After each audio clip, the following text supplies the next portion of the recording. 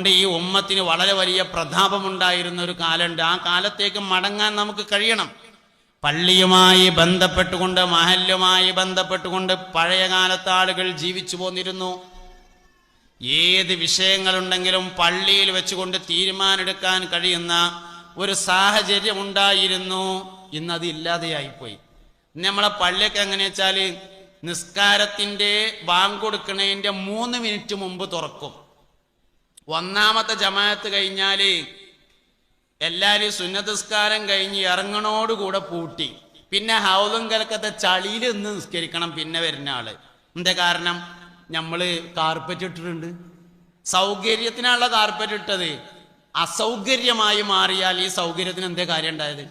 ഫ്രണ്ടിൽ വലിയ ഗേറ്റ് വെച്ചിട്ട് പകുതി ഗേറ്റ് അടിയിൽ കുറ്റിയിട്ടിട്ടുണ്ട്, മേലെ കയറുകൊണ്ട് കെട്ടും ചെയ്തിട്ടുണ്ട്. പിന്നെന്തിനാ ഗേറ്റ്?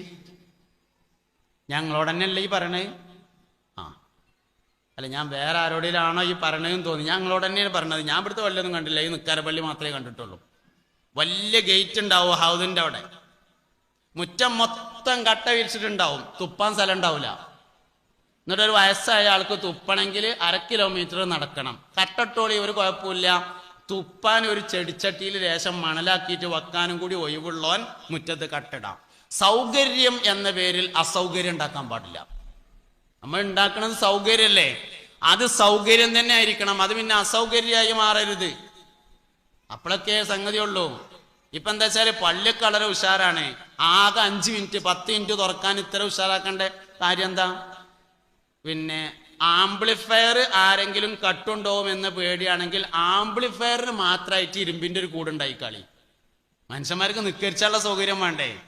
അത് ഹൗദും കരക്കത്തെ ചളിയിൽ നിൽക്കണം. എന്നാൽ പള്ളിക്ക് എല്ലാ സൗകര്യം ഉണ്ടേനും. 5 ബാത്റൂം ടൈൽസ് ഇട്ട പള്ളിക്കുണ്ട്. 5 ബാത്റൂം ഉണ്ട് ടൈൽസ് ഇട്ടത്. 5ഉം പൂട്ടിക്കുക. പള്ളിയിൽ ദ്വാക്ക് ജാപത്തുണ്ടാവും എന്ന് പ്രതീക്ഷിക്കരുത്. കാരണം മനുഷ്യന്റെ ഏറ്റവും വലിയൊരു അടങ്ങേറ് കക്കൂസ് പോകാനുള്ള അടങ്ങേറാണ്. അതിന് സമ്മതിക്കൂലെങ്കിൽ ഓന്റെ അടങ്ങേറ് അള്ളാഹുത്തല കേൾക്കൂല. ഉറപ്പാണ് ആ സംഗതി. മനുഷ്യന്റെ ഏറ്റവും വലിയൊരു ബുദ്ധിമുട്ട് അതല്ലേ. ആ ബുദ്ധിമുട്ട് ഇവിടെ പരിഹാരമല്ല. 5 എണ്ണം ഉണ്ട്, 5ഉം പൂട്ടിക്കുക. എവിടുന്ന നേരാകുക? എന്നിട്ട് അതിനൊക്കെ നമ്മൾ വാശി പിടിക്കുക. ഇതൊക്കെ എങ്ങനെ? കമ്മിറ്റി യോഗം കൂടിയാൽ ആദ്യം എടുക്കണ ഏറ്റവും വലിയ തീരുമാനം യാചന കർശനമായി നിരോധിച്ചിരിക്കുന്നു. അതിന്റെ പുറത്ത് മൗലവിയരോട് ഈ പള്ളിയിൽ പിരിവ് അനുവദിക്കാൻ പാടില്ല എന്ന് പറയാൻ ഒരാളെ ഏൽപ്പിക്കുകയും ചെയ്തിട്ടുണ്ട്. ബിലാൽ റളിയല്ലാഹു അൻഹു മദീനത്തെ പള്ളിയിൽ നിന്ന് പിരിച്ചുകൊണ്ട് തുടങ്ങിയതാണ് ഈ പരിപാടി. ബക്കറ്റ് പിരിവില്ലേ ഇവിടെ? ഇല്ലേ? ആ പിരിച്ചോളി.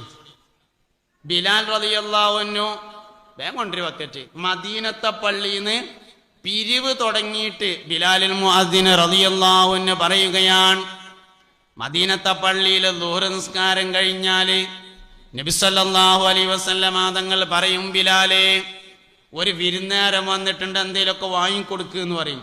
ഞാൻ എല്ലാവരും ഒന്നും വാങ്ങിയാണ്ട് കൊടുക്കും. അസർ നിസ്കാരം കഴിയുമ്പോൾ ചിലപ്പോൾ അയാൾ തന്നെ ഉണ്ടാവും, അല്ലെങ്കിൽ വേറൊരാളുണ്ടാവും. മുസ്തഫായ നബി സല്ലല്ലാഹു അലൈഹി വസല്ലമ തങ്ങൾ പറയും, ബിലാലേ ഒരു വിരുന്നേരണ്ട്, എന്തേലും വാങ്ങിക്കൊടുക്കുക അറിയും. ഞാൻ പിന്നെയും വാങ്ങിക്കൊടുക്കും. അങ്ങനെ സയ്യിദുനാ ബിലാൽ റളിയല്ലാഹു അൻഹു മദീനത്തെ പള്ളിയിൽ നിന്ന് പിരിവ് നടത്തിയിട്ട് തുടങ്ങിയതാണിത്. പിന്നെ പറയാനുള്ളൊരു കാര്യം എന്താ വെച്ചാൽ, തെരുണോൻ തന്നുകാണ്ടിരിക്കും, എതിർക്കണോ എതിർത്തുകാണ്ടിരിക്കും. തെരുണോൻ്റെ ഇരുന്ന് വാങ്ങുക, എതിർക്കണോനോടൊന്നും ഉണ്ടാതിരിക്കുക. തെരുണോ അങ്ങനെ എല്ലാ വെള്ളിയാഴ്ചയും ജുമയ്ക്ക് വരുമ്പോൾ ഒരു 500ൻ്റെ നോട്ടും ഒരു 100ൻ്റെ നോട്ടും ഒരു 50ൻ്റെ നോട്ടും ഒരു 10ൻ്റെ നോട്ടും വെച്ചിട്ടാ വരിക. ഇമാമ് പറയുമ്പോൾ അറിയാം ഏത് നോട്ടാ എടുക്കേണ്ടത്, അതിനനുസരിച്ച് എടുക്കും തെരുന്നോൻ. തരാത്തോനോ ആ കുപ്പായം അവിടെ ഇട്ടിട്ട് വേറൊരു കുപ്പായം ഇട്ടുങ്ങാണ്ട് വരും, കാലി, അതാ കുപ്പായം മറന്നു തരൂല. എന്നിട്ട് ഓൻ പറയുക ഇറങ്ങിയതിൻ്റെ ശേഷം എന്ത്, ഈ പള്ളിക്ക് എന്നും പിരിവെന്നെയാണ്. ഓ എന്നും കുപ്പായം മാറിയിട്ട് തന്നെ വന്നിട്ടുള്ളത്. പിന്നെ എന്തിനാ അവരെ പറയേണ്ട ആവശ്യം? തെരുണോൻ തന്നുകൊണ്ടിരിക്കും, എതിർക്കണോ എതിർത്തുകൊണ്ടിരിക്കും. എതിർക്കണോനോടൊന്നും മുണ്ടാൻ പോണ്ട, തെരുന്നോൻ്റെ അടുത്തുനിന്ന് വാങ്ങിക്കൊണ്ടേയിരിക്കണം. എന്നാൽ ഓൻ അങ്ങനെ ഒരു ശീലം വരും. നമ്മളെ കുട്ടികളെ വരെ നമ്മൾ വേണ്ടാത്തതാ പഠിപ്പിക്കണേ. കുട്ടികളെ വരെ ഇപ്പം റമദാൻ മാസം കഴിഞ്ഞില്ലേ, പെരേക്കൊരു മിസ്കീനായ ഒരു സാധുവായ മനുഷ്യൻ വരികയാണെങ്കിൽ, ഒരു സാധുവായ മനുഷ്യൻ, ബിസ്മില്ലാഹിർ റഹ്മാനിർ റഹീം, ഒരു സാധുവായ മനുഷ്യൻ പെരേക്ക് വരികയാണെങ്കിൽ വാപ്പ ഡൈനിങ് ഹാൾ എന്നിട്ട് കർട്ടൻ നീക്കിയിട്ട് ഇങ്ങനെ നോക്കും, ആരാ വരുന്നത്? ഒരു മിസ്കീൻ വരുന്നുണ്ട്. മകനോട് പറയാണ്, കുട്ടി ആരോ ഒരാൾ വരുന്നുണ്ട്, ബാപ്പ ഇവിടെ ഇല്ലാന്ന് പറഞ്ഞളട്ടോന്ന്. ഇതൊക്കെയാണ് നമ്മൾ കുട്ടികളെ പഠിപ്പിച്ചത്. പിന്നെ എങ്ങനെ ഓല് എതിർക്കാതിരിക്കുക? എന്താ ചെയ്യേണ്ടത്? ഒരു 10ൻ്റെ ഓട്ട് എടുക്കണം. ഒരു 10ൻ്റെ ഓട്ട് എടുത്തിട്ട് കുട്ടിയുടെ അടുത്ത് കൊടുക്കണം. മാനെ, ഞമ്മളടുത്ത് ഒന്നുമില്ല, എന്നാലും ഞമ്മളടുത്തുനിന്ന് എന്തെങ്കിലും കിട്ടുമെന്ന് കരുതിയിട്ട് ഒരു സാധുവായ മനുഷ്യൻ വരില്ലേ, അങ്ങനെ വെറും കയ്യോടെ മടക്കണത് ശരിയല്ലല്ല മോനെ. അതുകൊണ്ട് വാപ്പാന്റെ കുട്ടി ഈ പൈസ അങ്ങോട്ട് കൊണ്ടേ കൊടുത്തളാന്ന് പറഞ്ഞിട്ട് ഓനെ ഏൽപ്പിച്ചാല് ഈ ദീനിന്റെ സംസ്കാരം എന്താണ് എന്ന് അവൻ അറിയാമായിരുന്നു. അതിന് പകരം വാപ്പ പത്തായത്തിലില്ല എന്ന് പറഞ്ഞോട്ടോന്നാ ഏൽപ്പിച്ചത്. അതാണ് പഠിഞ്ഞു കുട്ടിക്കുക. തന്നെ സംഗതി ഉണ്ടായത്. അതുകൊണ്ട് മുസ്ലിമിന്റെ സംസ്കാരം എന്താണെന്ന് നമ്മൾ മക്കളെ പഠിപ്പിക്കണം. പള്ളിക്ക് ചെന്നിട്ട് വെള്ളിയാഴ്ച അല്ല, ഞങ്ങൾ ഉടനല്ലേ പറയണേ, അല്ല ഇടക്കിടക്ക് ചോദിച്ചേണ്ടി വരികയാണ്. പള്ളിക്ക് വെള്ളിയാഴ്ച ചെന്നിട്ട് മേലെന്ന് ഭയങ്കര വർത്താനം, പള്ളിന്റെ മേലെന്ന് ഭയങ്കര വർത്താനം. പള്ളിക്ക് ജുമാ നിസ്കാരം കഴിഞ്ഞിട്ട് അങ്ങാടിയിൽ വന്നിട്ട് മൂപ്പര് പറയാണ്, എന്താ ഇപ്പൊ ഞമ്മളെ പള്ളിക്കത്തൊരു കഥ, ചെറുക്കന്മാരുണ്ട് വന്നുങ്ങാണ്ട് മേലെ കയറിങ്ങാണ്ട് നായാട്ടാണ് എന്ന് പറയണ ആള് ചോറിച്ചാൻ വേണ്ടി പെരേക്ക് ചെല്ലുമ്പോ ഓന്റെ ചെറുക്കുണ്ടാവുമല്ലോ പെരേല്. ഒന്ന് ചോദിച്ചൂടെ, അവിടെ ചെറുക്ക കുട്ടിയെ, ബാപ്പാന്റെ കുട്ടി ഇന്ന് പള്ളിന്റെ മേലെ ഇരുന്നിരുന്നത് ആ വർത്താനം പറഞ്ഞിരുന്ന സെറ്റിൽ ഇജ്ജ് ഉണ്ടായിരുന്നോ എന്നൊന്ന് ചോദിച്ചോ? അത് ചോദിക്കൂല. മൂപ്പര് അസർക്ക് വീണ്ടും വന്ന അങ്ങാടിന്ന് വേണമെങ്കിൽ പറയും, എന്താ അപ്പൊ ഞമ്മളെ ആ വർത്താനം പറഞ്ഞ മേലെ ഇരിക്കണ ചെക്കൻ ബാപ്പുള്ള ചെറുക്കൻ തന്നെയാണ്, പെരേന്ന് വന്ന തന്നെയാണ് അത്. ആ പെരയിലൊന്നും ചെന്നുകാണ്ട് ആ ചെറുക്കനോട് ചോദിച്ചൂടെ, ഇജെന്ന് ആ പള്ളിന്റെ മേലെ കയറിയിരുന്നാണ്ട് വർത്താനം പറഞ്ഞോന്ന്? അത് ചെയ്യൂല. മൂപ്പർക്ക് അങ്ങാടിയിൽ വാപ്പയാകാൻ ഭയങ്കര രസമാണ്. പെരയിൽ വാപ്പയാകാന്ന് പറഞ്ഞാൽ ദേശം പണിയുണ്ടാവും അതിന്. അങ്ങാടിയിൽ വാപ്പയാകാൻ ആർക്കാ പറ്റാത്തത്? അവനാന്റെ പെരയിൽ വാപ്പയാകണം, വാപ്പി ഇമ്മയാവണം. അത് രസം ഇടങ്ങേറുള്ള കാര്യക്കാരം. എല്ലാ കാലത്തും നല്ല മനുഷ്യന്മാരുണ്ടാവും, എല്ലാ കാലഘട്ടത്തിലും നല്ല മനുഷ്യന്മാരുണ്ടാവും. ഈ കാലഘട്ടത്തിലെ നല്ല മനുഷ്യന്മാരായി ജീവിക്കാനും മക്കളിലേക്ക് അത് കൈമാറാനും നമുക്ക് കഴിയണം. എല്ലാ കാലത്തും നല്ല മനുഷ്യന്മാരുണ്ടാവും. ഇക്കാലഘട്ടത്തിലെ മുത്തഖീങ്ങളായ നല്ല മനുഷ്യന്മാരായി ജീവിക്കാൻ നമുക്ക് കഴിയണം. അത് നമ്മളെ മക്കൾക്കും കുടുംബത്തിനും ആ ഒരു സന്ദേശം കൈമാറാനും പറ്റണം. അപ്പോഴാണ് വിജയം എന്ന് പറയുന്നത്. അതാണ് വിജയമെന്ന് പറയുന്നത്. അതുകൊണ്ട് മുഅ്മിനീങ്ങളെ, സഹോദരങ്ങളെ, മുസ്ലിമിനും ഇസ്ലാമിനും അതിൻ്റെ ആളുകൾക്കും ഒരു സംസ്കാരമുണ്ട്. ആ സംസ്കാരത്തെ മുറുകെ പിടിക്കാനും മുന്നോട്ട് കൊണ്ടുവരാനും നമുക്ക് സാധിക്കണം. നമ്മളെ പഴയ കാലത്തെ ആളുകൾ പള്ളിയുമായി ബന്ധപ്പെട്ട സംസ്കാരത്തെ മുറുകെ പിടിച്ചുകൊണ്ടാണ് ജീവിച്ചു പോകുന്നത്. പള്ളിയുമായി ബന്ധപ്പെട്ട സംസ്കാരം ഇന്ന് നമ്മളിങ്ങനെ ആലോചിച്ച് നോക്കിയാൽ ഒരുപാട് കാര്യങ്ങളെക്കുറിച്ച് പറയണം. നമ്മളെ വീട്ടിലത്തെ കാര്യം ആലോചിച്ചാലും നമ്മളെ പള്ളിക്കത്തെ കാര്യം ആലോചിച്ചാലും എവിടെയും എല്ലാതും ഏകദേശം ഒരേമാതിരിയായി മാറിയിട്ടുണ്ട്. വീട്ടിലത്തെ കാര്യം ആലോചിച്ചാലും അങ്ങനെ തന്നെയാണ്. ഇപ്പൊ വീട്ടിലേക്ക് നമ്മൾ എടുത്താല് കുട്ടികളിങ്ങനെ രേശം വലുതായി വന്നു. കുട്ടികൾക്കൊക്കെ രേശം വരുമാനമൊക്കെ തുടങ്ങിക്കഴിഞ്ഞാല് ഇമ്മി മക്കള് ഒന്നായിട്ട് വാപ്പാൻ ഒറ്റ ചവിട്ടണി ചവിട്ടും. ഇമ്മി മക്കൾ ഒന്നാണ്. പെരയിൽ എന്തേലൊക്കെ ഉണ്ടെങ്കിൽ ഇമ്മി മക്കളും കൂടി ആലോചിക്കും. വാപ്പാനോട് വിവരം പറയുന്നില്ല. വാപ്പ വിരുന്നേര് വരുമ്പോഴാണ് ഇന്നിവിടെ സൽക്കാരം ഉണ്ടില്ലേ എന്ന് അറിയണത്. വാപ്പേ ആരാ വാപ്പ? അള്ളാഹുവിന്റെ ആദ്യത്തെ ഖൽഖ് വാപ്പയാണ്. അബുൽ ബഷർ ആദം അലൈഹിസ്സലാം. അള്ളാഹ് മനുഷ്യനെ ആദ്യം പഠിച്ചപ്പോ ഉമ്മാനല്ല പഠിച്ചത്, ബാപ്പാനെയാണ്. അൽ വാലിദു ഔസതു അബ്വാബിൽ ജന്ന ഹബീബുനാ റസൂലുള്ളാഹി. വാപ്പ സ്വർഗത്തിന്റെ നടുവിലെ വാതിലാണെന്ന് മുഹമ്മദ് നബി സല്ലല്ലാഹു അലൈഹി വസല്ലം. നമ്മളൊക്കെ വീടുകൾ ഇങ്ങനെ പരിശോധിച്ച് നോക്കിയാല് റേഷൻ കഴിഞ്ഞാൽ വാപ്പാക്കൊരു നിലവാരം ഇല്ലാതാവും. വാപ്പാക്ക് ആകെ 3 പണിയേ പിന്നെ പെരയിലുള്ളൂ. 3 പണി. ഒന്ന് രാവിലെ മീൻ കൊണ്ടുവരിക, 2 നഴ്സറിക്കുട്ടിനെ വണ്ടി കയറ്റുക, 3ാമത്തെ പണി വൈകുന്നേരം ഒരു ടോർച്ച് കൊടുത്തുങ്ങാണ്ട് പള്ളിക്കൊക്കെ പോവുക. എന്നിട്ട് പള്ളിക്കൊക്കെ നിക്കരിച്ചാൻ വരുന്ന കുറച്ച് കുട്ടികളുണ്ടാവും. ഹൗദൊന്ന് വെള്ളം മുക്കിയാലും പ്രശ്നമാക്കുക, മുക്കിയില്ലെങ്കിലും പ്രശ്നമാക്കുക. പള്ളിക്ക് ദർസും കൂടി ഉണ്ടെങ്കിൽ പറയും വേണ്ട. എല്ലാവരും ചെറുതായിട്ട് വലുതായ തന്നെയല്ലേ. സ്വാലിഹ് നബി അലൈഹി ഇസ്ലാമിന്റെ ഒട്ടകം മാത്രമേ പാറന്റെ ഉള്ളിന്ന് വന്നിട്ടുള്ളൂ. ബാക്കി എല്ലാവരും ചെറുതായിട്ട് വലുതായതാണ്. നമ്മൾ ചെറുതായപ്പോ എങ്ങനെയായിരുന്നു എന്നൊന്ന് ആലോചിച്ച് നോക്കണ്ടേ, നല്ലല്ലേ കിട്ടുള്ളൂ. ഞാൻ ഇപ്പൊ ഇത്ര വലുപ്പത്തിലാണ് ജനിച്ചതല്ലല്ലോ. ചെറുതായി എല്ലാം കഴിഞ്ഞ് അവസാനം ഇപ്പോ ഈ രൂപത്തിലേക്ക് എത്തിയതാണ്. എല്ലാവരും ചെറുതായിട്ട് വലുതായതാണ്. അതെന്താ നമ്മൾ ആലോചിക്കാത്തത്? എന്നൊരു കുട്ടി, അതിപ്പം ഇവിടെ നിന്ന് മാത്രമല്ല പേരിലും അങ്ങനെ തന്നെയാണ്. പേരക്കുട്ടി വരുമ്പോ ഭയങ്കര സന്തോഷത്തിലാണ് വരിക. വല്യാപ്പ മുറ്റത്ത് കണ്ട് ഇറങ്ങി ഗേറ്റിങ്ങന്ന് കുട്ടിനെടുത്തുങ്ങാണ്ട് കൊണ്ടുവരും. 2 ദിവസം കഴിഞ്ഞാൽ പ്രശ്നമായി. പത്രം എടുത്തു, ഫോട്ടം വെട്ടി, സൈക്കിൾമ കയറിയില്ല, ചൊറിഞ്ഞ് മാന്തി. ഒരു മനുഷ്യന്റെ ജീവിതത്തിൽ ഏറ്റവും കൂടുതൽ മാറ്റം ഉണ്ടാകുക 3 സമയത്താണ്. ഒരാൾ മാറുക 3 സമയത്താണ്. ഒന്ന് പ്രായപൂർത്തിയാവുമ്പോൾ വലിയ കുട്ടിയാവും. അപ്പോൾ എൻ്റെ അമ്മ പറയും ഓനോട്, വാപ്പ പറയും, എടാ ഇജ്ജിപ്പോൾ വലിയ കുട്ടിയായി എന്ന് പറയും.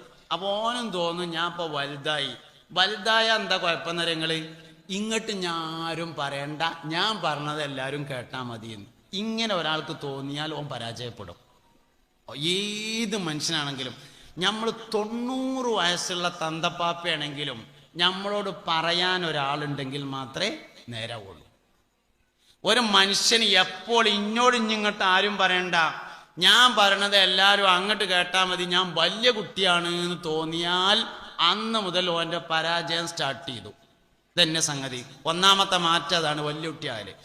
2ാമത്തെ മാറ്റം ജോലി കിട്ടല്. ഒരു പണി കിട്ടാൻ വേണ്ടി വേണമെങ്കിൽ കഴുതക്കാലും പിടിക്കാൻ തയ്യാറാവും. അങ്ങനെയാണ് കാര്യം നേടാൻ കഴുതക്കാല് പിടിക്കുക എന്നാണ്. എന്ത് അടങ്ങേറിനും തയ്യാറാവും ഒരു ജോലി കിട്ടാൻ. ഒരു ജോലിയാണ് കിട്ടിക്കഴിഞ്ഞാലോ, ജോലി കിട്ടിയാൽ പിന്നെ ഓനക്ക് ആരും കണ്ണിൻ്റെ ഏറെ കണ്ടൂടാ. ചില പഞ്ചായത്ത് ഓഫീസിൽ ചെന്നാല്, ചില വില്ലേജ് ഓഫീസിൽ ചെന്നാല്, ചില സ്കൂളിൽ ചെന്നാല്, ചില പോലീസ് സ്റ്റേഷനിൽ ചെന്നാല് മോതുക്ക് നോക്കാത്ത കുറെ ആൾക്കാരുണ്ടാവും അവിടെ. ഒരു മനുഷ്യൻ വന്നാലോ ഒന്ന് മോതുക്ക് നോക്കണ്ടേ? നോക്കൂല. എന്തേ? ഓൻ ഉദ്യോഗസ്ഥനല്ലേ.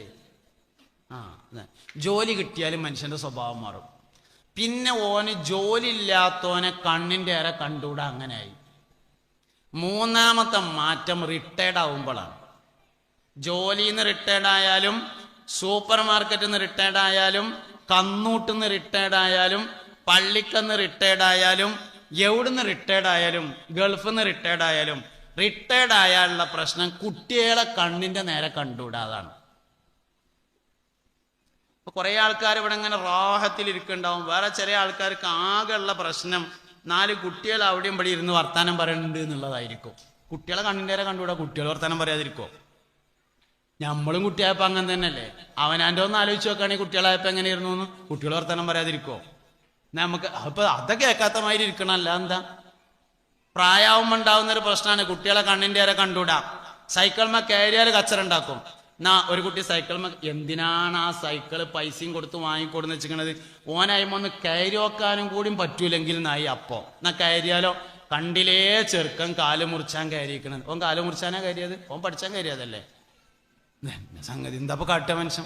അത് പള്ളിക്ക് ചെന്നാലും അങ്ങനെ തന്നെയാണ്. പള്ളിക്ക് ചെന്നാലും കുറെ കുട്ടികൾ വരും അവിടെ. ഓലെ എങ്ങനെയെങ്കിലും ഒന്ന് പള്ളിയുമായി ബന്ധപ്പെട്ട് ജീവിച്ച് കിട്ടലാണ് ആവശ്യം. ഒരുക്ക വന്നാൽ പിന്നെ ആ വൈക്ക് വരാത്ത കോലത്തിലാക്കും. ഹൗദ്, അള്ളാന്റെ പള്ളിക്കത്തെ ഹൗദെന്ന് വെള്ളം മുക്കി ഒഴിച്ചേ. അങ്ങനെയായി. മുക്കിയില്ലെങ്കിലോ പടച്ചോന്റെ പള്ളിക്ക് കാല് കെക്കാതെ കയറിയേ. അങ്ങനെയായി. എന്ത് ചെയ്താലും. എന്റെ നാട്ടിക ഉസ്താദ് ഒരു തമാശ പറയലുണ്ട്. ഒരു ചെങ്ങായിനെ പോലീസ് സ്റ്റേഷനിൽ കൊണ്ടുപോയിത്തരേ ഒരാളെ. അപ്പൊ ഈ സ്റ്റേഷനിക്ക് കയറിയപ്പോ വലത്തെ കാല് വെച്ചിട്ടാണ് കയറിയൊക്കെ കൊടുത്തു പെരടിക്കൊന്ന്. എന്തടാ ഇജ്ജ് പുതിയാപ്പിള ഇറങ്ങാണോ എന്ന് ചോദിച്ചു. അതിലോ അങ്ങോട്ട് തന്നെ ഇറങ്ങിയിട്ട് ഇടത്തെ കാല് വെച്ചിട്ട് കയറിയപ്പോ കൊടുത്തു പെരടിക്കൊന്ന്. എന്താ എൻ്റെ കൊല്ലാൻ കൊണ്ടുപോവുകയാണോ എന്ന് ചോദിച്ചു. ആകെ ഷിപ്പല്ലോ കൊണ്ട് ഇറങ്ങിങ്ങാണ്ട് 2 കാലും എടുത്താണ്ട് ഒരൊറ്റ ചാട്ടാണ് ചാടിയപ്പോ കൊടുത്തു പെരടിക്കൊന്ന്. എന്താ ജാളെ കളിയാക്കണതെന്ന് ചോദിച്ചു. ഞാൻ എന്താ കാട്ട? ഇതേ കോലത്തിലാണ് പള്ളിക്ക് കുട്ടികൾ വന്നാൽ. എങ്ങനെ പിന്നെ ഓല് നമ്മൾ പറഞ്ഞത് കേക്ക്? ഞാൻ നിങ്ങളോട് തന്നെയാണ് ഈ പറയണത് കേട്ടോ. എല്ലാവരും ചെറുതായിട്ട് വലുതാകുന്നതാണ് എന്ന ഒരു ആലോചന ഉണ്ടെങ്കിൽ അവരോട് പറയാം, അവർക്കനുസരിച്ച് പറയാം. പറയണ്ടെന്നല്ല ഈ പറയണത്, പറയണം. പക്ഷെ എങ്ങനെ പറയണം? അവർക്കനുസരിച്ച് പറയണം.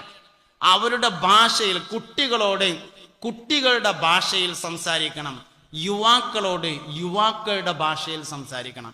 ചെറുപ്പക്കാരൊന്നും നേരാവൂല എന്ന് വയസ്സന്മാരെ അഭിപ്രായം. പിന്നെ ഈ പള്ളിക്കത്തെ ഹൗദത്തെ വെള്ളം കഴിച്ചാൽ ഓല് നിൽക്കരിച്ചിട്ട് തന്നെ, അല്ലാതെ വയസ്സന്മാർ നിൽക്കരിച്ചിട്ടാ? വയസ്സന്മാർ 2 നിൽക്കാരത്തിന് ഒന്നിച്ച ഓലുണ്ടാക്കുക. കുട്ടികൾ നിൽക്കരിച്ചിട്ട് തന്നെയാണ് അത്, ചെറുപ്പക്കാർ നിൽക്കരിച്ചിട്ട് തന്നെയാണ്. ഓല് നേരാകാത്ത പ്രശ്നമൊന്നുമില്ല, നേരാവുകയൊക്കെ ചെയ്യും. എന്താ ഇപ്പൊ നേരാവാത്ത കുഴപ്പം? ചെറുപ്പക്കാർ നേരാവും, കുട്ടികൾ നേരാവും, എല്ലാവരും നേരാവും. അവരോട് അവരുടെ ഭാഷയിൽ സംസാരിക്കാൻ കഴിയണം. കുട്ടികളോട് കുട്ടികളുടെ ഭാഷയിൽ, മുതിർന്നവരോട് മുതിർന്നവരുടെ ഭാഷയിൽ, യുവാക്കളോട് യുവാക്കളുടെ ഭാഷയിൽ സംസാരിക്കാം. നന്നായ ആൾക്കാരൊക്കെ നമ്മൾ ചരിത്രം എടുത്ത് നോക്കി, ഓലൊക്കെ ചെറുപ്പക്കാരനെയാണ്. സിദ്ദീഖ് റളിയല്ലാഹു അൻഹു ഇസ്ലാമിലേക്ക് വരുന്ന സമയത്ത് വയസ്സായിട്ട് വടിയുത്തിയ ഒരാളാ അല്ല, ഈ ചെറുപ്പക്കാരനാണേ. ഉമർ ഇബ്നുൽ ഖത്താബ് റളിയല്ലാഹു അൻഹു ഇസ്ലാമിലേക്ക് വരുമ്പോ ഇങ്ങനെ വടിയുത്തിങ്ങാണ്ട് വന്നതാ അല്ലാന്ന്, ചെറുപ്പക്കാരനാണേ. അലി റളിയല്ലാഹു അൻഹു, അബൂ ഹുറൈറ റളിയല്ലാഹു അൻഹു എല്ലാവരും ചെറുപ്പക്കാരനായിരുന്നു. പഴയ കാലത്തും പുതിയ കാലത്തും പൂർവികന്മാരിലൊക്കെ ഇസ്ലാമിനെ ധന്യമാക്കിയിട്ടുള്ള ആളുകളൊക്കെ യുവാക്കന്മാരായിരുന്നു. ഓല് കുറച്ച് കഴിഞ്ഞിട്ട് പിന്നെ വയസ്സായി എന്നുള്ളത് ശരിയാണ്. കുറച്ച് കഴിഞ്ഞപ്പോൾ ആർക്കും വയസ്സാവുമല്ലോ, അത്രേ ഉള്ളൂ അതിൽ. അപ്പൊ ചെറുപ്പക്കാർ നന്നാവില്ല, കുട്ടികൾ നന്നാവില്ല എന്നൊക്കെ നമ്മൾ വെറുതെ പറയാണ്. അവരോട് അവരുടെ ഭാഷയിലും അവരുടെ രീതിയിലും സംസാരിക്കുന്നില്ല എന്നതാണ് യഥാർത്ഥത്തിൽ പ്രശ്നം. അതുകൊണ്ട് അതിനൊക്കെ മറികടന്ന് മുന്നോട്ട് പോകാൻ നമുക്ക് കഴിയുന്നിടത്താണ് ജീവിതം അല്ലെങ്കിൽ വിജയം ഇരിക്കുന്നത് എന്ന് നമ്മൾ മനസ്സിലാക്കുക. മുസ്ലിം ഉമ്മത്ത് പഴയ കാലത്തിലേറെ ഇസ്സത്തോടെയും അഭിമാനത്തോടെയും ജീവിച്ച് കാണിക്കേണ്ട ഒരവസ്ഥയിലേക്കാണ് പോകുന്നത്. നല്ലോണം പഠിക്കണം, പഠിക്കണവര് നല്ലോണം പഠിക്കണം. ഞാൻ ആദ്യം പറഞ്ഞു, എല്ലാവരും പഠിക്കണം എന്നത് നിർബന്ധമുള്ളൊരു കാര്യമല്ല. ഇപ്പോൾ ഒരാൾ സ്കൂളിൽ 3-ാം ക്ലാസ്സിലേ പോയിട്ടുള്ളൂ എന്ന് വിചാരിച്ചോളി, മദ്രസയിലും 3-ാം ക്ലാസ്സിലേ പോയിട്ടുള്ളൂ എന്ന് വിചാരിക്കുക.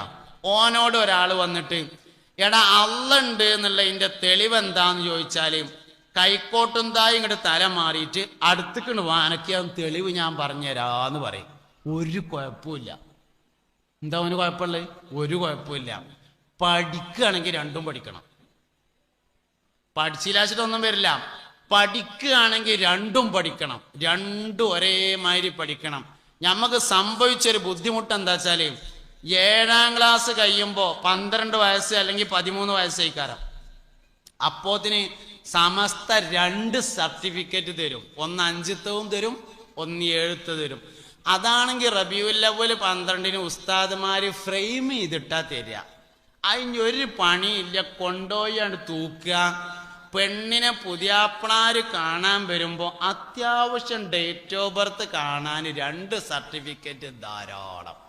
ഇസ്ലാമിക പഠനം കഴിഞ്ഞു, ദീന് കഴിഞ്ഞു, ദീൻ പഠനം കഴിഞ്ഞു, കുഴപ്പമില്ല, സ്കൂൾ അത്രേ ഉള്ളൂ വെച്ചാൽ ഒന്നും സംഭവിക്കൂല. അതേസമയത്ത് ഭൗതിക പഠനം മുന്നോട്ട് പോയിട്ടുണ്ടെങ്കിൽ അതിനനുസരിച്ച് ദീനും പഠിക്കണം, അല്ലെങ്കിൽ കുറച്ചാണ് പോയാൽ പിടുത്തം കിട്ടൂല. ഇസ്ലാം ദീനിന് വലിയൊരു പ്രത്യേകത ഉണ്ട്. ഇസ്ലാം ദീനിന്റെ പ്രത്യേകത, ഒരു മനുഷ്യന്റെ വിവരത്തിന്റെ പരിധിക്കനുസരിച്ചാണ് ഇസ്ലാം സംസാരിക്കുക. അല്ലമൽ ഇൻസാന മാലം യഅലം, മനുഷ്യനെ അറിയാത്തത് പഠിപ്പിക്കുക എന്നതാണ് ഖുർആനിന്റെ ദൗത്യം. മനുഷ്യനെ അറിയാത്തത് ഇങ്ങനെ പഠിപ്പിക്കും. അപ്പൊ എവിടെയാണോ ഒരാളുടെ അറിവ് നിൽക്കുന്നത് അതിന്റെ മേലെ ഖുർആൻ സംസാരിക്കും. ഒരാളുടെ അറിവ് എവിടെയാണോ നിൽക്കണമെന്ന് വെച്ചാൽ അതിന്റെ മേലെ നിൽക്കുക. അതുകൊണ്ട് എത്ര അറിഞ്ഞാലും അതിന്റെ മേലെ ഖുർആൻ ഉണ്ടായിരിക്കും. പഠിക്കാൻ തയ്യാറാവണം, അറിയണതിനനുസരിച്ച് പഠിക്കണം. അപ്പൊ ഇന്നാള് ഞാൻ പല സ്ഥലത്തും പറഞ്ഞത്, ഇന്നാളിനോട് ഒരാൾ ചോദിച്ചു, ഈ കൊറോണയ്ക്ക് ആയ സമയത്ത് ഈ കരിഞ്ജീരകം കൂടുതൽ കഴിച്ചാല് കിഡ്നി ഫെയിലിയർ ആകുമെന്നാണല്ലോ ആധുനിക പഠനത്തിൽ വന്നിട്ടുള്ളത്. പിന്നെ മുസ്തഫായ നബി സല്ലല്ലാഹു അലൈഹി വസല്ലമ തങ്ങളെ എന്തേ കരിഞ്ജീരകം തോനെ തിന്നാൻ പറഞ്ഞത് എന്ന് ചോദിച്ചു. നല്ല ചോദ്യമാണ്. കരിഞ്ജീരകം കൂടുതൽ കഴിച്ചാൽ കിഡ്നി ഫെയിലിയർ ആകുമെന്നാണ് ആധുനിക പഠനം, ഏറ്റവും പുതിയ പഠനം വന്നത്. നബി സല്ലല്ലാഹു അലൈഹി വസല്ലമ തങ്ങൾ കരിഞ്ജീരകം തിന്നാൻ പറയും ചെയ്തു. അപ്പൊ രണ്ടും കൂടി തമ്മിൽ എതിരായില്ലേ എന്നാണ് ചോദ്യം. ഈ കരിഞ്ജീരകം കൂടുതൽ കഴിച്ചാൽ കിഡ്നി ഫെയിലിയർ ആകുമെന്ന വിവരമുള്ള ആൾ കരിഞ്ജീരകത്തെ കുറിച്ച് പറഞ്ഞ ഹദീസുകളൊക്കെ ഒന്നുകൂടിയും പഠിക്കണം. മുഹമ്മദ് നബി സല്ലല്ലാഹു അലൈഹി വസല്ലം വഹയിന്റെ അടിസ്ഥാനത്തിൽ സംസാരിക്കുന്ന ആളാണ്, അത് തെറ്റൂല. പിന്നെ എന്തേ ഉണ്ടാവുള്ളൂ? നമ്മൾ പഠിച്ചെത്തിയില്ല എന്നല്ലേ ഉള്ളൂ. ഈ ഹദീസ് ഒന്നുകൂടിയും പഠിക്കണം. എന്താ ഹദീസ്? ഹബ്ബത്തുസ് സൗദാഇ ശിഫാഉം മിൻ കുല്ലി ദാഇ, ഹബ്ബത്തുസ് സൗദാഇ കരിഞ്ജീരകം, ശിഫാഉൻ ശമനമാകുന്നു, മിൻ കുല്ലി ദാഇൻ എല്ലാ രോഗത്തിനും ശമനമാകുന്നു എന്നാണ് ഹദീസ്. നിങ്ങൾ ശ്രദ്ധിക്കേണ്ടായിരിക്കും. കരിഞ്ജീരകം, ഹബ്ബത്തുസ് സൗദ എന്ന് പറഞ്ഞാൽ കറുത്ത വിത്ത് എന്നാണ് അതിൻ്റെ അർത്ഥം. അതിന് നമ്മൾ എന്തർത്ഥം വെച്ചതാണ്? കരിഞ്ജീരകം എന്ന അർത്ഥം വെച്ചതാണ്. ഇനി അത് അങ്ങനെ തന്നെ വെക്കുക. ഷിഫാഉൻ ശമനമാകുന്നു, മരുന്നാകുന്നു, വൈദ്യമാകുന്നു, ചികിത്സയാകുന്നു. മിൻ കുല്ലി ദാഇൻ എല്ലാ രോഗത്തെ തൊട്ടും കരിഞ്ചീരകം ശമനമാണ് എന്നുള്ള ഹദീസില് തിന്നാൻ പറഞ്ഞ വാക്ക് ഏതാണ്? ഒന്ന് കാണിച്ചെന്നാ നിങ്ങൾ. ഉംറക്ക് പോയവരേക്കാരല്ല എല്ലാവരും, വിസിറ്റിങ്ങിന് പോയവരുണ്ടാവുമല്ലോ, കുറച്ചാലും UAE-യിലും സൗദിയിലും കുവൈത്തിലും ജോലി ചെയ്തവരുണ്ടാവുമല്ലോ. ഈ ഹദീസിൽ തിന്നാനുള്ള വാക്കുണ്ടെങ്കിൽ ഒന്ന് കാണിച്ചേരി. പരമാവധി ഷിഫ ആണ് എന്ന് പറഞ്ഞതിന് മരുന്നാണെന്ന് കിട്ടും. മരുന്നാണെങ്കിൽ തിന്നാനുള്ളതാ. ഞങ്ങൾ നാട്ടിൽ ഓയിൽമെന്റ് തിന്നലില്ല, മരുന്നൊക്കെ തിന്നാനുള്ളതാ. തിന്നാന്നായി പറഞ്ഞിട്ടില്ല. പക്ഷെ അത് ആർക്കേ കിട്ടുള്ളൂ? ഈ കരിഞ്ചീരകം എന്ന വിഷയത്തെക്കുറിച്ച് പഠിച്ച ആൾക്കേ ഈ ഹദീസ് അത് മനസ്സിലാവുള്ളൂ. ഇനി ഒരാൾ കുറച്ചും കൂടിയും പഠിച്ചാലോ ഹദീസ് അതിൻ്റെ മേലെ നിൽക്കും. അങ്ങനെ ഞാനിപ്പോൾ കുറേ 2-3 സ്ഥലത്ത് പ്രസംഗിച്ചപ്പോൾ വാട്സപ്പിൽ ഒരാൾ ചോദിച്ചു, എല്ലാ ദണ്ണത്തിനും കരിഞ്ചീരകം പറ്റുമോ എന്ന് ചോദിച്ചു. ചിലതിന് പറ്റാത്തതും ഉണ്ടല്ലോ എന്ന് ചോദിച്ചു. എന്താ ഉത്തരം? ആ ഹദീസ് തന്നെ ഉണ്ട്. ഷിഫാഉം മിൻ കുല്ലി ദാഇൻ എന്നാണ്. കുല്ല് ദാഇന് ഷിഫയാണെന്നാണ് പറഞ്ഞത്. ദാഇന് എന്നല്ല, രോഗത്തിന് നല്ല പറഞ്ഞിട്ടുള്ളത്. പിന്നെയോ കുല്ല് ദാഇന് ഷിഫയാണ് എന്നാ പറഞ്ഞത്. കുല്ല് ദാ എന്ന് പറഞ്ഞ ദണ്ണം എന്താണെന്ന് പഠിക്കണം, എന്നാലേ ഏതിനാ ഷിഫ എന്ന് കിട്ടുള്ളൂ. ഞാൻ നിങ്ങളെ വൈദ്യം പഠിപ്പിക്കാൻ വേണ്ടി പറയല്ല, അതൊട്ട് ഇവിടെ നടക്കൂല്ല. ഇവിടെ നടക്കുന്നത് എന്താണെന്ന് നിങ്ങൾ ഭൗതികം എത്രയാണോ പഠിച്ചത് അതിൻ്റെ മേലെ ദീൻ പഠിച്ചെങ്കിൽ മാത്രമാണ് പിടിച്ചിക്കാൻ പറ്റുക. അല്ലെങ്കിൽ കുറച്ചാണ് ചെന്നാൽ പിടുത്തം കിട്ടാതാവും. എന്താ ഇപ്പോൾ ഈ സിറാത്ത് പാലം? മുടിയേക്കാൾ നേർമയായത്, വാളിനേക്കാൾ മൂർച്ചയുള്ളത്, കറുപ്പ് ശക്തമായത്, 7 കയറ്റുള്ളത്, 7 ഇറക്കുള്ളത്, നരകത്തിൻ്റെ മേലെ 70,000 പ്രകാശവർഷം ദൂരേക്ക് വലിച്ചു കെട്ടിയത്. ഇതൊക്കെയാണ് ഇപ്പോൾ സിറാത്ത് പാലം. മനസ്സിലായോ? അത് മനസ്സിലാവൂല ആ സാധനം. ഒന്ന് മുടിയേക്കാൾ നേർമയായതായിരിക്കണം. അതിമക്കൂടെ കോടിക്കണക്കിന് മനുഷ്യന്മാർ നടക്കുമാണല്ലോ. ഇത് മനസ്സിലാകണമെങ്കിൽ ആദ്യം മുഹമ്മദ് നബിയെ മനസ്സിലാവണം, സല്ലല്ലാഹു അലൈഹി വസല്ലം.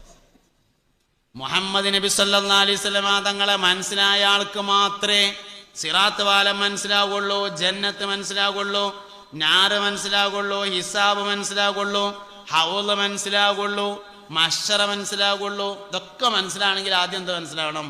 മുഹമ്മദ് നബി സല്ലല്ലാഹു അലൈഹി വസല്ലം തങ്ങളെ മനസ്സിലാവണം. ഈമാനിന്റെ ഏറ്റവും പ്രധാനപ്പെട്ട അടിസ്ഥാനമാണ് മുഹമ്മദ് നബി സല്ലല്ലാഹു അലൈഹി വസല്ലം. അതുകൊണ്ട് ഈമാന്റെ അടിസ്ഥാനം നമ്മൾ എപ്പോഴും പഠിച്ചുകൊണ്ടിരിക്കണം. മുഹമ്മദ് നബിയെ സല്ലല്ലാഹു അലൈഹി വസല്ലമയെ എപ്പോഴും പഠിക്കണം. മുഹമ്മദ് നബിയെ മനസ്സിലായാൽ മാത്രമാണ് ഈമാനിന്റെ ഓരോ അടിസ്ഥാനങ്ങളും മനസ്സിലാകുക. സിറാത്ത് പാലം നമുക്ക് എങ്ങനെ ആലോചിച്ചാലും മനസ്സിലാവൂല. മുഹമ്മദ് നബി സല്ലല്ലാഹു അലൈഹി വസല്ലം തങ്ങളെ മനസ്സിലായതിനാൽ നമുക്ക് സിറാത്ത് പാലം മനസ്സിലായി, നമുക്ക് സ്വർഗം മനസ്സിലായി, നരകം മനസ്സിലായി. അതാണ്ട് പോയാൽ അതിൻ്റെ ഒപ്പം ബാക്കിയുള്ളതുകൊണ്ട് പോകും. അതുകൊണ്ട് കുട്ടികൾക്ക് മുഹമ്മദ് നബിയെ പഠിപ്പിക്കണം സല്ലല്ലാഹു അലൈഹി വസല്ലം. എന്നാൽ മാത്രമാണ് അവർ ഈമാനിൽ ഉറച്ചു നിൽക്കുക. ലോകത്ത് എത്ര പഠിച്ചാലും കഴിയാത്ത വിഷയം മുഹമ്മദ് നബിയാണ് സല്ലല്ലാഹു അലൈഹി വസല്ലം. ബാക്കി ഏത് വിഷയമാണെങ്കിലും പഠിച്ചാൽ തീരും, ഏത് വിഷയം പഠിച്ചാൽ തീരും. കാരണം മുഹമ്മദ് നബി സല്ലല്ലാഹു അലൈഹി വസല്ലം നമ്മൾ പഠിച്ചെത്തുന്നതിൻ്റെ മേലെ ആയിരിക്കും. നമ്മൾ എവിടെയാണോ പഠിച്ചെത്തുന്നത് അതിൻ്റെ മേലെ. 10 കൊല്ലം 10 വർഷം നബി സല്ലല്ലാഹു അലൈഹി വസല്ലം തങ്ങളെ നോക്കി നിന്ന ഒരു സഹാബിയുണ്ട്, സയ്യിദുനാ അനസ് ബിൻ മാലിക് റളിയല്ലാഹു അൻഹു. ഒരു ദിവസം നബി തങ്ങൾ അനസ് റളിയല്ലാഹു അൻഹുവിനോട് ചോദിച്ചു, എന്താ അനസേ ഇതിൻ്റെ മുഖത്തേക്ക് ഇങ്ങനെ നോക്കണതെന്ന് ചോദിച്ചു. എന്താ മുഖത്തേക്ക് ഇങ്ങനെ നോക്കണതെന്ന് ചോദിച്ചു. അതിൽ പറഞ്ഞു, അള്ളാഹുവിൻ്റെ റസൂലേ, നിങ്ങളുടെ ഭംഗി ആസ്വദിച്ചാൽ തീരുന്നില്ലല്ലോ, അതുകൊണ്ട് ഞാനതൊന്ന് പരമാവധി ആസ്വദിക്കട്ടെ എന്ന് കരുതി നോക്കുകയാണ് എന്ന് പറഞ്ഞു. ഞാൻ പറഞ്ഞ നിങ്ങൾക്ക് മനസ്സിലായോ എന്നറിയില്ല. ലോകത്തെ എല്ലാ ഭംഗിയും ആസ്വദിക്കുമ്പോൾ കുറയും. നിങ്ങളുടെ മുഖത്തേക്ക് കുറേ നേരം നോക്കിയാൽ മനസ്സിലാവും പല്ലൊന്ന് ചെരിഞ്ഞിട്ടാണ് എന്ന്. നോക്കുന്നതിനനുസരിച്ച് ഭംഗി കുറയും. എന്നാൽ മുഹമ്മദ് നബിയെ നോക്കുന്നതിനനുസരിച്ച് ഭംഗി കൂടും. അതാണ് പ്രത്യേകത. അതാണ് 10 കൊല്ലം നോക്കി നിന്ന ആള് 10ാമത്തെ കൊല്ലം നോക്കി നിന്നപ്പോൾ ചോദിച്ചു, എന്താ പറ്റി ഇങ്ങനെ നോക്കണത്? അതിൽ പറഞ്ഞു, ഞങ്ങൾ ഭംഗി ആസ്വദിച്ചുകൊണ്ടേയിരിക്കുകയാണ്, പരമാവധി ആസ്വദിക്കട്ടെ എന്ന് കരുതി നോക്കുകയാണ്. കാരണം ഓരോ ദിവസവും നബി തങ്ങളെ കാണുമ്പോൾ ഓരോ പ്രത്യേകതകളെങ്കിലും കൂടിയിട്ടുണ്ടാവും. പിറ്റേ ദിവസം കാണുമ്പോൾ പിന്നെയും കൂടും. നമ്മൾ ഏതൊരു മനുഷ്യനായിട്ട് കമ്പനി കൂടിക്കോളി, ഒരു ദിവസം കാണുമ്പോൾ അത്ര ചൊർക്ക് പിറ്റേ ദിവസം ഉണ്ടാവില്ല. ഒരു പെണ്ണെട്ടി കൊടുന്നു 18 വയസ്സായ കുട്ടിനെ, 20 വയസ്സിൽ അത്ര തന്നെ ചൊർക്ക് ഉണ്ടാവില്ല, 30 അത്ര തന്നെ ഉണ്ടാവില്ല, 40 പിന്നെയും കുറയും, 50 പിന്നെയും കുറയും, 60 തീരെ എടുക്കാണ്ടാവില്ല. ആസ്വദിക്കുന്നതിനനുസരിച്ച് കുറയും.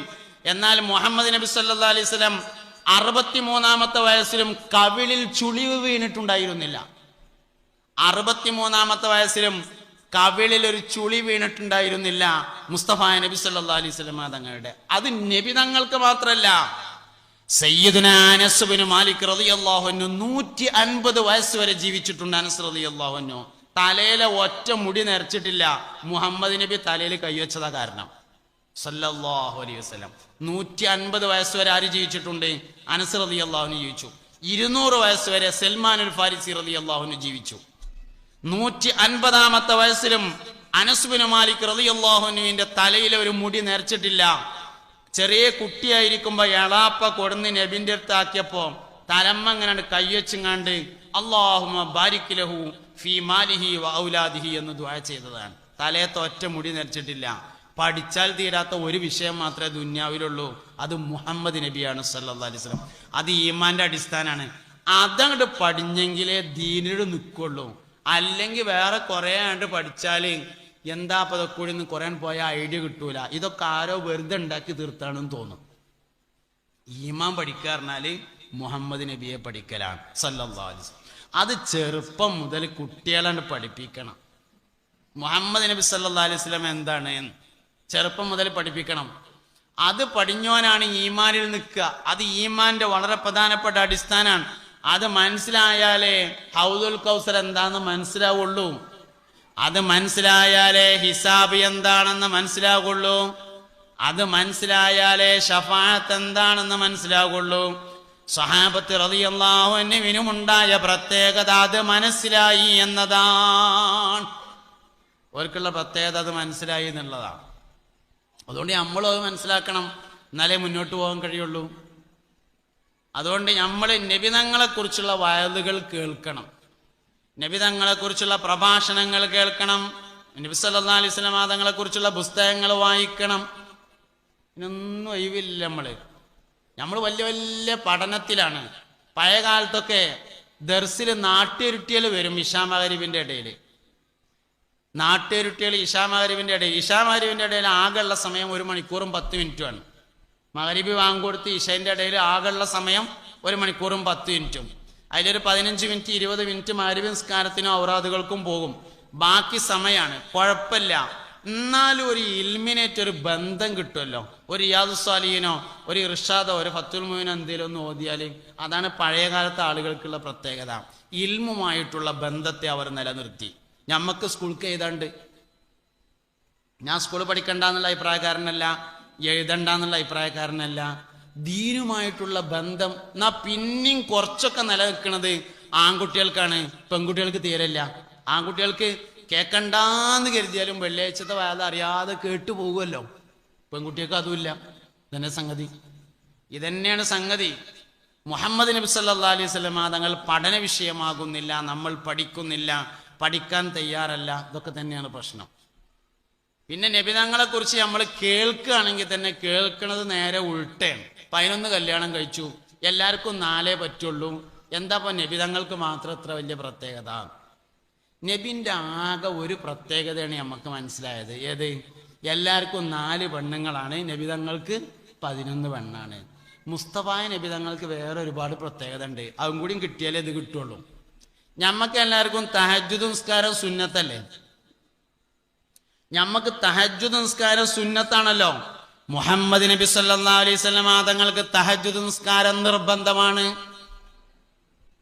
ഫർദ് നിസ്കാരം നിർബന്ധമാകുന്നതിന് മുമ്പ് നബി തങ്ങളോട് അല്ലാഹു തആല തഹജ്ജുദ് നിസ്കരിക്കാൻ പറഞ്ഞിട്ടുണ്ട്. ഇഖ്റാ ബിസ്മി കഴിഞ്ഞിട്ട് യാ അയ്യുഹൽ മുദ്ദസ്സിർ ഇറങ്ങിയിട്ട് പിന്നെ ഇറങ്ങിയ സൂറത്താണ് യാ അയ്യുഹൽ മുസമ്മിൽ ഖുമിൽ ലൈല ഇല്ലാ ഖലീല. അതിലാണ് തഹജ്ജുദ് നിസ്കരിക്കാൻ പറഞ്ഞിട്ടുള്ളത്. മുസ്തഫ നബി സല്ലല്ലാഹു അലൈഹി വസല്ലം തങ്ങൾക്ക് തഹജ്ജുദ് നിസ്കാരം നിർബന്ധമാണ്, നമുക്ക് സുന്നത്താണ്. ഒരു പ്രത്യേകത മാത്രം ആലോചിച്ചാൽ പോരാ.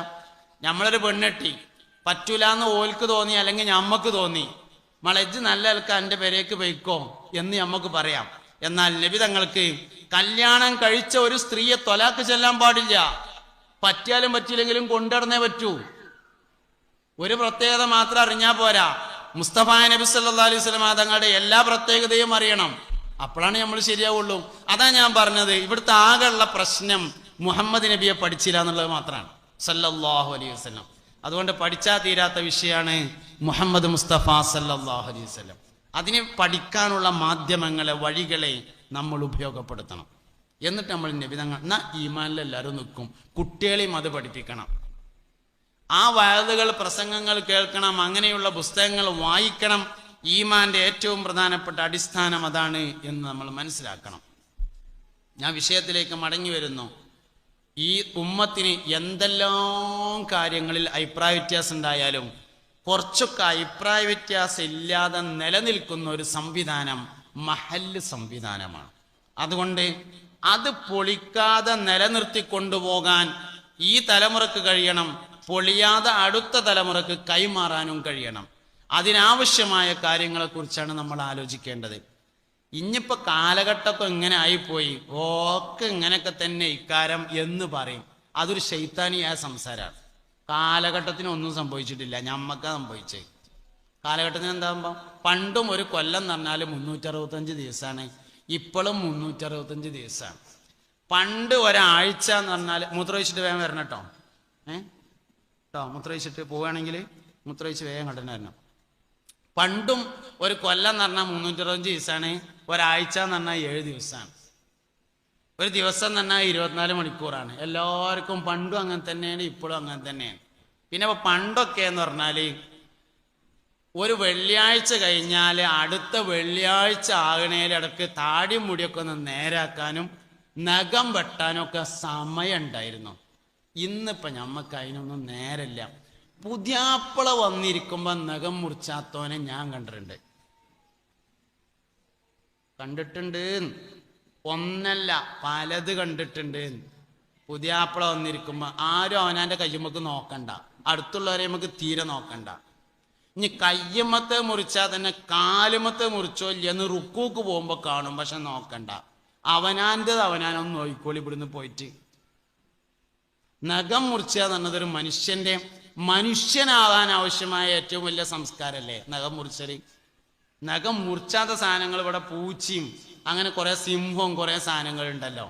മനുഷ്യനാണെങ്കിൽ ഇസ്ലാം സംസ്കാരത്തെ പഠിപ്പിക്കുന്നുണ്ട്. ഇസ്ലാം സംസ്കാരത്തെ പഠിപ്പിക്കുന്നു. അതുകൊണ്ട് സംസ്കാരങ്ങൾ, ഏറ്റവും പ്രധാനപ്പെട്ട 10 സംസ്കാരങ്ങളെ നമ്മൾ സൂക്ഷിക്കണം. അതിൽ വളരെ പ്രധാനപ്പെട്ട ഒന്നാണ് നഖം മുറിക്കുക പറഞ്ഞത്. 40 ദിവസത്തിനിടയിൽ ഒരാൾ നഖം മുറിച്ചില്ലെങ്കിൽ, 40 ദിവസത്തിനിടയിൽ നഖം മുറിച്ചിട്ടില്ലെങ്കിൽ അത് കറാഹത്താവും. കറാഹത്താവും എന്ന് പറയുമ്പോൾ നമുക്ക് തോന്നും അത് കറാഹത്തല്ലേ ഉള്ളൂ എന്ന്. ആ കറാഹത്ത് ഇവന്റെ എല്ലാ അമലുകളെയും ബാധിക്കും. കറാഹത്താണ് തുടങ്ങിയാൽ ഓന്റെ നിക്കാരത്തിലും ഈ കറാഹത്തുണ്ട്, ഓന്റെ നോലമ്പിലും ഈ കറാഹത്തുണ്ട്, ഓന്റെ ഹജ്ജിലും ഈ കറാഹത്തുണ്ട്, ഓന്റെ പുതിയാപ്പള പോലും ആ കറാഹത്തുണ്ട്. കറാഹത്തല്ലേ ഉള്ളൂ പറഞ്ഞിട്ട് കാര്യമില്ല. ആ കറാഹത്ത് അവന്റെ എല്ലാ അമലുകളെയും ബാധിക്കും. അപ്പൊ കറാഹത്താണെന്ന് പറഞ്ഞുകൊണ്ടും കാര്യമില്ല. 40 വരെ കറാഹത്ത് വരില്ല, പക്ഷെ ആഴ്ചയിൽ ഒരിക്കൽ നഖം മുറിക്കണം. അങ്ങനെ കുട്ടികളെയും ശീലാക്കണം, മക്കളെയും അത് ശീലിപ്പിക്കണം. അദബുകൾ, മര്യാദകൾ, ശീലങ്ങൾ എന്നിവ എല്ലാവരും ക്ലിയർ ആക്കി എടുക്കണം. ഒരു മനുഷ്യൻ അദബുള്ളവനാണെങ്കിൽ അവൻ്റെ ജീവിതം മൊത്തത്തിൽ രക്ഷപ്പെടും. അദബ് പോയാൽ ജീവിതം മൊത്തത്തിൽ പരാജയപ്പെടും. അതുകൊണ്ട് കുട്ടികളെയും മക്കളെയും ഒക്കെ നല്ല അദബുള്ളവരാക്കി മാറ്റാൻ എല്ലാവരും പരിശ്രമിക്കേണ്ടതുണ്ട്. ഈ അദബ് മര്യാദ എന്നൊക്കെ പറഞ്ഞത് ഞമ്മക്ക് ഉണ്ടായാലേ കുട്ടികളെ എടാ ഉണ്ടായിരിക്കടാ അവിടെ ഇരിക്ക്. ഈ അദബും മര്യാദയൊക്കെ ഞമ്മക്ക് ഉണ്ടായാലേ കുട്ടികൾക്ക് ഉണ്ടാവുള്ളൂ. അതായത് വല്ലിപ്പാന്റെ മുന്നില് വാപ്പ എങ്ങനെയാണ് ഇരിക്കുന്നത് നോക്കിയിട്ടാണ് പേരക്കുട്ടി പഠിക്കുന്നത്. വല്യാപ്പാന്റെ മുമ്പിൽ വാപ്പ കാലുമക്കാലം കയറി വെച്ചിട്ടാണ് ഇരിക്കണമെങ്കിൽ പേരക്കുട്ടി തോള് കയറി ഇരിക്കും. അല്ല എന്താ, ഇത് നമ്മൾ പഴയ ആൾക്കാരിൽ നിന്ന് പഠിക്കേണ്ട ഒരു സംഗതിയാണ്. നമ്മളെ കണ്ടിട്ട് കുട്ടികൾ പഠിക്കും. എൻ്റെ വാപ്പ വീടി വലിച്ചുന്ന ആളായിരുന്നു. മരണപ്പെട്ടു, അള്ളാഹു മഗ്ഫിറത്ത് കൊടുക്കട്ടെ. എൻ്റെ വാപ്പ ഭയങ്കരമായിട്ട് വീടി വലിക്കും. എൻ്റെ മൂത്താപ്പയും വീടി വലിക്കും. മൂത്താപ്പ വയനാട്ടിലാണ് താമസിച്ചിരുന്നത്. പഴയ കാലത്ത് ജോലിക്ക് വേണ്ടി പോയിട്ട് അങ്ങനെ വയനാട്ടിൽ താമസാക്കിയതാണ്. ഒരു കൊല്ലത്തിൽ ഒരു 6 മാസം 7 മാസമൊക്കെ കഴിയുമ്പോൾ മൂത്താപ്പ വിരുന്ന് വരും. വിരുന്ന് വന്നാൽ ഏറ്റവും ചുരുങ്ങിയത് ഒരാഴ്ച ഉണ്ടാവും, അല്ലെങ്കിൽ ചിലപ്പോൾ ഒരു മാസം 15 ദിവസമൊക്കെ നിന്നിട്ടേ പോവുള്ളൂ. അങ്ങനെ വന്നാൽ ബാപ്പ എന്ത് ചോദിച്ചാൽ വീടിക്കെട്ടും തീപ്പെട്ടിയും കൂടിയും അടുക്കളൻ്റെ ചോരുമ്മ കൊടുന്ന് വെക്കും. എന്നിട്ട് വീടി കത്തിച്ചിട്ട് മൂത്താപ്പ കാണാതെയാണ് വലിക്കുക. മൂത്താപ്പയും വലിക്കുന്ന ആളാ, എന്നാ പിന്നെ ഓൽക്ക് രണ്ടാക്കും കമ്പനിയായിട്ട് വലിച്ചാൽ പോരെ. ഇതാണ് പഴയ ആൾക്കാരും പുതിയ ആൾക്കാരും തമ്മിലുള്ള വ്യത്യാസം. ഇന്ന് നമ്മൾ കമ്പനിയായിട്ടാണ് വലിക്കും, ജ്യേഷ്ഠനും അനുജനും. തന്നെ സംഗതി വ്യത്യാസമാണ് തമ്മിൽ. ഇതാണ് വ്യത്യാസം എന്ന് പറയുന്നത്. മുതിർന്നവരെ മുതിർന്നവരായി കാണാൻ നമുക്ക് പലപ്പോഴും പറ്റണില്ല. അതിപ്പം നബിതങ്ങളെ വരെ പറ്റിയില്ല സല്ലല്ലാഹു അലൈഹി വസല്ലം. ഈ ഉമ്മത്തിൽ ഏറ്റവും കൂടുതൽ തർക്കം ഉണ്ടാകുക റബീഉൽ അവ്വലിൽ. എന്താ തർക്കം? മുഹമ്മദ് നബി സാധാരണ മനുഷ്യൻ തന്നെയാകുന്നു. ഇതാണല്ലോ റബീഉൽ അവ്വലിലെ ഏറ്റവും വലിയ തർക്കം. എന്താ? മുഹമ്മദ് നബി സല്ലല്ലാഹു അലൈഹി വസല്ലം സാധാരണ മനുഷ്യൻ തന്നെയാകുന്നു എന്നാണ് തർക്കം. നബിതങ്ങളെ വരെ പ്രാധാന്യത്തോടുകൂടെ കാണാൻ നമുക്ക് കഴിഞ്ഞില്ലെങ്കിൽ ബാപ്പാനെ എങ്ങനെ കാണാം? യൂസുഫ് നബി അലൈഹി ഇസ്ലാമിനെ ജ്യേഷ്ഠന്മാർ കിണറ്റ് കൊണ്ടുപോയിട്ടു. കൊല്ലാൻ വേണ്ടിയിട്ട് തന്നെയാണ്. മൂപ്പര് വള്ളിമക്കൂടെ കയറി മിസ്രിലെ രാജാവായി. മിസ്രിലെ രാജാവായിരിക്കുമ്പോ കിണറ്റിലിട്ട കാരണന്മാര് ജ്യേഷ്ഠന്മാര് ഒരു ദിവസം യൂസുഫ് നബി അലൈഹി ഇസ്ലാമിന്റെ അടുത്തേക്ക് വരുന്നുണ്ട്. ജ്യേഷ്ഠന്മാര് വന്ന ദിവസം സയ്യിദുനാ യൂസുഫ് അലൈഹിസ്സലാം ജ്യേഷ്ഠന്മാരെ കാരണവന്മാരെ ബഹുമാനിച്ചുകൊണ്ട് തൻ്റെ സിംഹാസനത്തിൽ ഇരുന്നില്ല. ഇതാണ് സംഗതി. അതുകൊണ്ട് അദബും മര്യാദ ഉണ്ടെങ്കിൽ ഒക്കെ ഉണ്ടാവും. അദബും മര്യാദ, അദബുകളിൽ മര്യാദകളിൽ ഏറ്റവും പ്രധാനപ്പെട്ട മര്യാദ ഭക്ഷണം കഴിക്കുന്നതിൻ്റെ മര്യാദയാണ്. ഏറ്റവും പ്രധാനപ്പെട്ട മര്യാദ. അതിന് ഏത് പ്രധാനപ്പെട്ട സദസ്സിലും എല്ലാ മര്യാദയും പോകുക എപ്പോഴാണ്? തിന്നാൻ കണ്ടാൽ. വൈകുന്നേരം വരെ നോമ്പ് വെച്ചിട്ട് വൈകുന്നേരം നോൻപാണ് തിറക്കുമ്പോൾ ചായ ചൂടാറിയതിന് ബദർ യുദ്ധം, കറിയിൽ ഉപ്പേറിയതിന് ഉഹുദ് യുദ്ധം, പൊറാട്ട പിന്നെ സോഫ്റ്റ് ആകാത്തതിന് ഹന്തക്ക് യുദ്ധം. ഇതൊക്കെയാണ് നമ്മളെ പരിപാടി. തിന്നാൻ കണ്ട എല്ലാ അദബും മര്യാദയും പോയി. അങ്ങനെയാണ് ഒരു മനുഷ്യന് ഏറ്റവും കൂടുതൽ അദബുണ്ടാകേണ്ടത് ഭക്ഷണത്തിന്റെ സമയത്താണ്. അതുകൊണ്ട് കുട്ടികളെ നന്നായി പഠിപ്പിക്കേണ്ടതും ഭക്ഷണത്തിന്റെ മര്യാദകളാണ്. ബാക്കി ഓട്ടോമാറ്റിക്കായിട്ട് വരും. അതുകൊണ്ട് മുസ്ലിങ്ങൾ അവരുടെ സംസ്കാരത്തെക്കുറിച്ച് മനസ്സിലാക്കണം. നമ്മളെല്ലാവരും പോലെ ജീവിക്കേണ്ടവരല്ല, എല്ലാ ആൾക്കാരും ജീവിക്കേണ്ടവരല്ല. നമ്മളൊരു പ്രത്യേകമായ സംസ്കാരത്തിന്റെ ഉടമകളാണ്. ആ സംസ്കാരത്തെ കൈമുതലാക്കി മുന്നോട്ട് പോകണം. ഒരു മാപ്പിളക്കുട്ടിനെ കണ്ടാൽ അറിയണം അതൊരു മാപ്പിളയാണ്. മുമ്പറിഞ്ഞിരുന്നു, ഇപ്പം അറിയണില്ല, വ്യത്യാസം ഉണ്ടായി. ഒരു മുസ്ലിമിനെ കണ്ടാൽ കാലുമ്മക്ക് നോക്കി അറിയണം 5 വക്തിന് കയ്യിൽ കാല് തേച്ചേക്കുന്ന ആളാണ്. ഒരു മുസ്ലിമിനെ കണ്ടാലുണ്ട് അറിയണം. അതാണ് സംസ്കാരം എന്ന് പറയുന്നത്, കണ്ടാൽ തിരിച്ചറിയുന്നത്. അങ്ങനെ ആയി മാറണം.